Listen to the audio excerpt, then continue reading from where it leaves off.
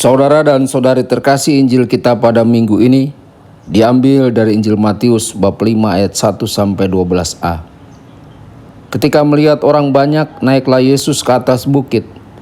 Setelah ia duduk, datanglah murid-muridnya kepadanya.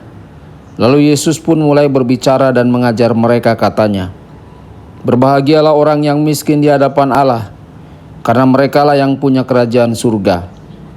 Berbahagialah orang yang berduka cita, karena mereka akan dihibur. Berbahagialah orang yang lemah lembut, karena mereka akan memiliki bumi. Berbahagialah orang yang lapar dan haus akan kebenaran, karena mereka akan dipuaskan. Berbahagialah orang yang murah hati, karena mereka akan beroleh kemurahan. Berbahagialah orang yang suci hatinya, karena mereka akan melihat Allah. Berbahagialah orang yang membawa damai, karena mereka akan disebut anak-anak Allah.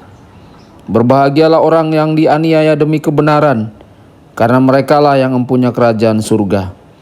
Berbahagialah kamu, jika karena aku, kamu dicela dan dianiaya, dan kepadamu difitnahkan segala yang jahat. Bersukacita dan bergembiralah, sebab besarlah upahmu di surga." Demikianlah sabda Tuhan. Terpujilah Kristus.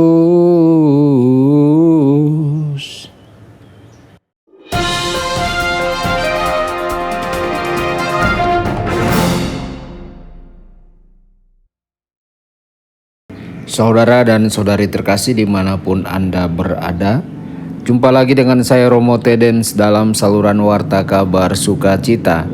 Semoga Anda semua dimanapun berada senantiasa dalam keadaan sehat dan bahagia. Saudara-saudari, bayangkanlah diri kita pada hari yang tak terlupakan itu, duduk bersama orang banyak di lereng gunung yang cerah menghadap ke Laut Galilea. Yesus berkhotbah kepada orang banyak dari bawah, menggunakan lereng curam sebagai amfiteater alami. Angin sepoi-sepoi yang keluar dari air dan mengalir ke lereng bukit tampaknya membawa suaranya yang lembut ke ratusan pendengar yang cemas. Kita terkesan bahwa Yesus menyampaikan pesan yang kuat, tampak begitu bahagia dan penuh kedamaian. Yesus memancarkan kebebasan batin yang memungkinkan dia mengabdikan dirinya sepenuhnya untuk melayani Tuhan dan sesama. Saudara-saudari, mendengarkan Yesus, kita tertarik untuk berseru. Orang ini tahu apa yang ia bicarakan. Ia tahu seperti apa surga itu. Saudara-saudari, ini bisa terasa seperti kita baru saja mendengarkan khotbah paling kuat yang pernah disampaikan. Namun kita perlulah waktu untuk mencerna semuanya itu. Hal itu adalah kontra budaya, bahkan mengejutkan. Namun meskipun menantang, semuanya tampak benar di hati kita.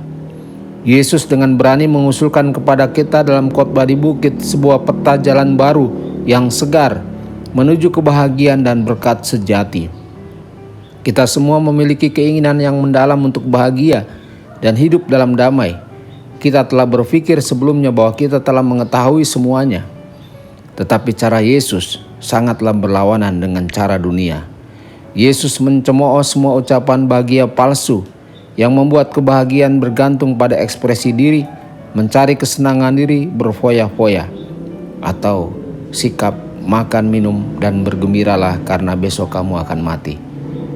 Dia tahu bahwa hasil dari ucapan bahagia palsu ini adalah gangguan mental, ketidakbahagiaan, harapan palsu, ketakutan, dan kecemasan.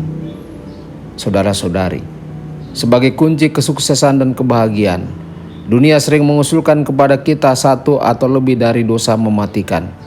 Kita mendengar semboyan keamanan, balas dendam, tawa, popularitas, seks, kekuatan bersenjata, dan kenyamanan.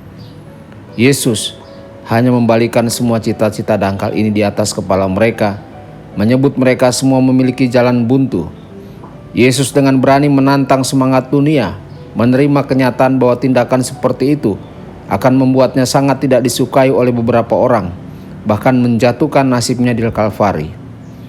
Sebagai pengganti jalan kesenangan duniawi, Yesus menawarkan kita jalan yang lebih baik, satu-satunya jalan menuju kebahagiaan sejati, seperti yang diungkapkan dalam sabda bahagia yang akan dia jalani sampai hari kematiannya untuk kita.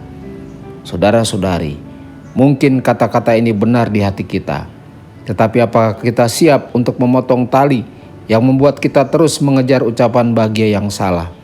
Tuhan Yesus memberkati dan menyertai Anda semua. Sabda Allah adalah kebenaran.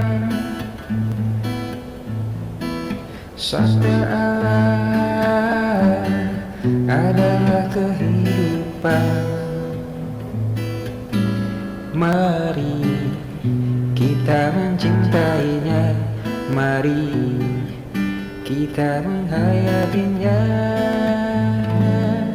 Ya Tuhan yang ku muliakan,